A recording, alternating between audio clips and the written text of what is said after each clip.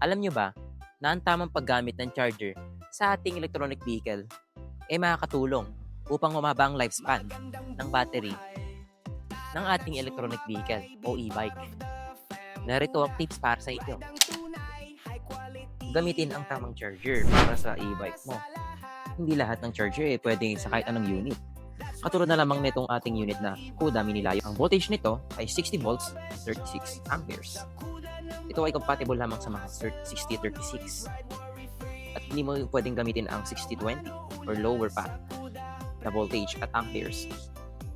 Dahil ito ay nakakasira sa battery cycle. Siguruhin maayos ang pagkakasaksak ng charger. Iwasan ng malawag o sirang outlet. Tandaan, ang bawat charger ay may tamang voltage at amperes. Huwag i-overcharge. Kapag full na, tanggalin na agad ang charger dahil ito ay nakaka-bloat ng battery o makakasira pa ito sa battery cycle ng iyong Kuda electronic vehicle.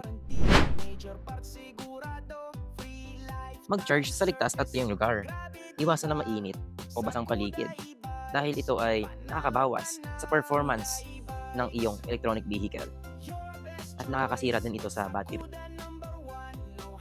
This is Kuda. God bless.